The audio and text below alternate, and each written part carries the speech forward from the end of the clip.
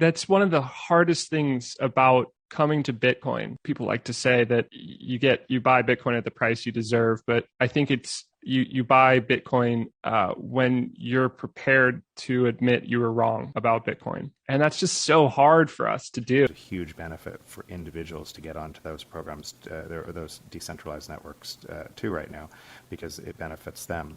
But even if you just looked at the risk of the communication channels and what you will see out of the communication channels, centralizing that much power of AI in centralized organizations, the AI will be used against you, not for you. The only way the AI is actually going to be used for you is with Bitcoin.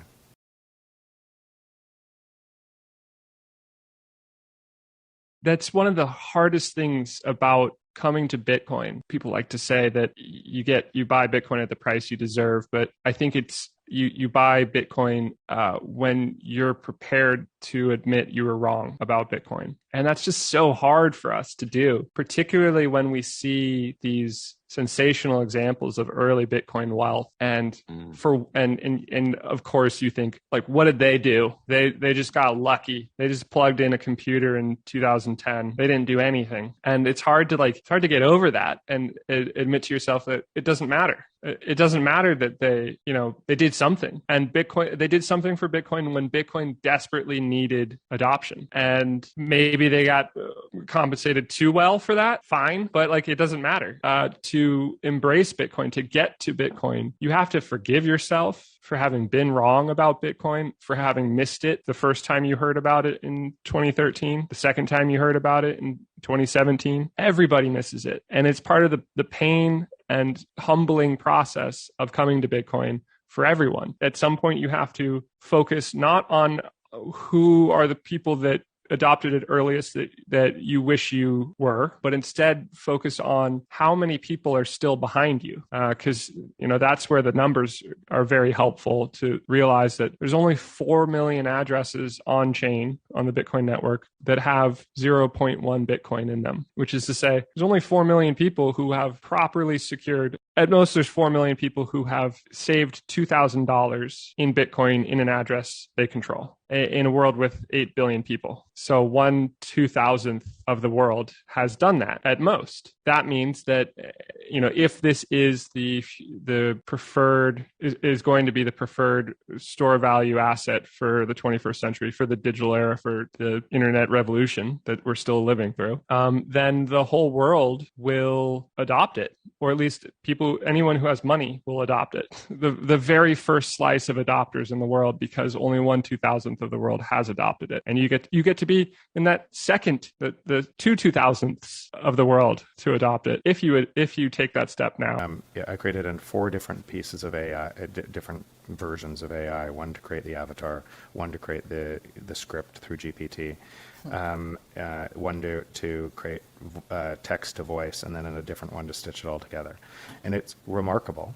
It could get better. It will get better. But now imagine, so that took 15 minutes, nothing of my time, compared to what you would have had to do to hire a studio just months ago to be able to try to create something like that. In 6 months, maybe a year, that will be doing it itself. And you could create essentially, if you had enough control of the AI, you could have objective function to be able to figure out how to change people's minds on X, right? And it'll measure how long you're on videos, how long you're on text, and then it'll keep changing to be able to ensure it's making sure that you are acting the way somebody else wants you to. And so if the communication channels are all centralized and money is not, what do you think the Fed would have to do to, let's use GitHub as an example, right? So if Microsoft gets an executive order to shut down certain pieces of technology that free people, Microsoft will have to comply, just like the Chinese government, just like Apple complies with the Chinese government. And so it is, and so that's a very real reason why people should take what's happening and look at Nostr. And by the way, there's a huge benefit for individuals to get onto those programs, those decentralized networks too right now, because it benefits them. But But even if you just looked at the risk of the communication channels and what you will see out of the communication channels, centralizing that much power of AI in centralized organizations, the AI will be used against you, not for you.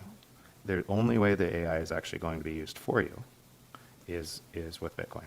And there's so much power in controlling money. Then the next one above that to control money would be communication channels, Yeah. right? You mentioned Hitler and World War II, the propaganda machine. And if you don't think you're in a propaganda machine, right, you're not looking hard enough. You're in a propaganda machine.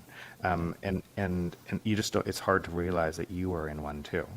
And so I wrote an article called Finding Signal in a Noisy World that explains at depth, and some people need to read it like 3 or 4 times to be able to really comprehend that, but why Bitcoin was alone and being decentralized and secure, and what it sacrificed to be able to do so on the base layer. And assuming that holds, which I try to disprove all the time. Me as well. Assuming that holds, then nothing is going to stop Bitcoin over time. Now, it could be choke point, different things, stop communications, and it'll go underground and it'll come out the other side. But nothing will stop Bitcoin from advancing if that's the case. The more important thing is, why wouldn't you want it to? Like, I came to a conclusion a long time now, probably 2 years ago, but even my own actions, and this is, and I would ask people that are listening to this to think through this too, but even my own actions, I had, let's call it, a certain portion in Bitcoin in self-custody, and most of my life was built in the fiat world. And most of my actions were in the fiat world. I was spending in fiat. I was advising companies in fiat. Most of my actions were there. And I realized, and I was one of the people that understood, like really understood the transition we were in. And I thought, wow, 90% of my actions are spent reinforcing the world I don't want to see. And I have to change that. So the reason for the venture capital fund in this space was to spend more of my time, spend the 90% of my actions on creating the world I wanted to see versus talking about it. I wanted to actually take action, make that happen. But it's so easy. It's so easy to, okay, I'm safe because I have an allocation to Bitcoin and I'm going to spend all my time here. That's not going to be very safe. Right? The world is going to change radically, and it's going to be, and I think we need to do more to think about where do we spend the time to transition that. I should probably highlight that just because the existing system is collapsing, so there is no deflationary collapse from the new system, Yeah. right? And that's really important to note. It's just a slow transition, and all prices are falling forever when measured against a currency that can't be manipulated, just like should happen, prices falling to the marginal cost of production. So prices just keep falling in the new system. Reason why people think they're going up and down and everything else is from the manipulation of the existing system, Yeah. and its impact on, like you say, unit bias.